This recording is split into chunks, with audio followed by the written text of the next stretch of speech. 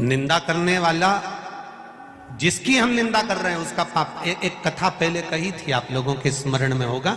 एक राजा को एक बीमारी लग गई, पूरा शरीर टपक रहा है, गिर रहा है, पूरा शरीर टपक रहा है, गिर रहा है, बड़ी भयंकर बीमारी, गल गल कर शरीर नीचे गिर रहा था। राजा ने सारे वेदों को दिखाया, सारे डॉक्टरों को दिखाया, पर राजा का शरीर ठीक नहीं हुआ। आखिरी में राजा ने विचार कर अब करूं तो करूं क्या। गुरु जी के पास गया, गुरुदेव मेरे शरीर में एक रोग लग गया, शरीर टपक टपक कर जमीन पर गिर रहा है, गुरुदेव मेरा शरीर गल रहा है, गुरुजी आप बताओ, कुछ अच्छा बता दीजिए। गुरुजी ने कहा, राजन तेरा शरीर गिर रहा है? हाँ। टपक रहा? हाँ। शरीर गल रहा? हाँ। राजन तेरा भाई था ना, वो तो मर गया, भाभी कहां है? घर में। राजन एक काम कर, जहां जिस कक्ष में तेरी भाभी सोती है उस कक्ष के बाहर रात्रि के समय पर जाकर दरी बिछाकर सोना चालू कर दे। किसी को बताना मती, किसी को बोलना मती, किसी से कुछ कहना मती, बस भाभी के कमरे के बाहर जाकर सोना चालू कर दे। ठीक है महाराज, इससे अच्छा हो जाऊंगा? बिल्कुल अच्छा हो जाएगा, जा सो। अब गुरु जो बताता है बड़ा विचित्र बताता है। दुनिया के लोगों को भले लगता है क्या शंकर जी को जल चढ़ाने से ऐसा हो सकता है, क्या बेलपत्र चढ़ाने से ऐसा हो सकता है, क्या धतूरा चढ़ाने से ऐसा हो सकता है, क्या शहद चढ़ाने से ऐसा हो सकता है, क्या चावल का दाना चढ़ाने से ऐसा हो सकता है, क्या शंकर जी के मंदिर में सफाई करने से, शिव जी के मंदिर को धो देने से, शंकर के मंदिर को साफ कर देने से क्या हमारी बीमारी समाप्त हो सकती है? क्यों नहीं हो सकती? अगर गुरु कह रहा है तो समझो, क्यों नहीं हो सकती? जाओ।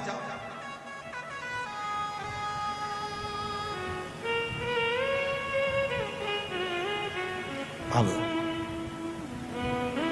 भाभी के कमरे के बाहर राजा सोने लगा। 15 दिन निकले, 16वें दिन एक दासी ने, एक नौकरानी ने, एक सेविका ने देख लिया। उसने दूसरी दासी से कहा, वो राजा कितना खोड़ला है, भाभी के कमरे में जाके सोता है, बेचारे उसका पति मर गया, उसके कमरे में जाकर सोता। भाई मर गया और राजा भाभी के कमरे में जाकर सो रहा है। एक दासी ने दूसरी से कहा, दूसरी ने तीसरी से कहा, तीसरी ने चौथी से कहा, चौथी ने पांचवी से कहा।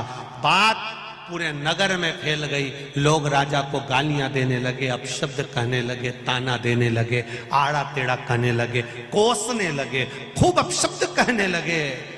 राजा धीरे धीरे धीरे धीरे राजा का शरीर अच्छा होते चले गया, राजा का शरीर ठीक होते होते चला गया। राजा एक नारियल लेकर, श्रीफल लेकर गुरुजी के पास पहुंच गया। गुरुजी, किसी डॉक्टर की दवाई नहीं लगी, किसी वेद की औषधि नहीं लगी, केवल भाभी के कमरे के बाहर सोने से मेरी बीमारी ठीक हो गई। कैसे हो गई? गुरुजी ने कहा, राजा तेरा पाप बहुत बढ़ गया था, उस पाप को समाप्त करने के लिए तेरी निंदा करवाना प्रारंभ करी, तेरी बुराई करवाना प्रारंभ करी। दुनिया के लोगों ने जब तुझे गाली देना चालू करा, अपशब्द कहना चालू करा, बुराई करना चालू करा, निंदा करना चालू करा, तो तेरा रोग, तेरी बीमारी अपने आप समाप्त हो गई। तेरा रोग मिट गया, तेरी बीमारी समाप्त।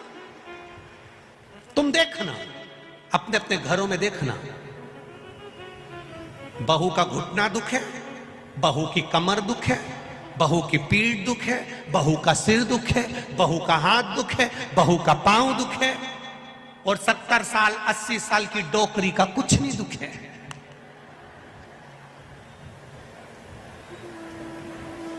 वो बूढ़ी अम्मा का कुछ नहीं दुखता, वो माता का कुछ नहीं दुखता। कारण क्या है? कभी तुमने सोचा? अरे ओ बदनावर वालों, कभी विचार करा कि सास का कुछ नहीं दुखता? सवेरे 4 बजे 5 बजे उठती, झाड़ू लगा लेती, दांत अभी तक जोरदार, चना भी खा जाती, और तू देखे तो 2-3 बार तो कुल्ला करके आती। आंखें इतनी बढ़िया कि अभी भी सुई में धागा पिरो ले, और तू सुई में धागा पिरोए तो 2 बार चश्मा को उतार के साफ करके फिर चढ़ा ले। कभी विचार करा? सुबह 4 बजे से घर की बुजुर्ग माँ काम में लग जाती है, 4 बजे से गोबर झाड़ू बर्तन ये वो करते करते करते करते सवेरे जल्दी नहा नुआ के मंदिर जाके फिर आके काम में लग जाए।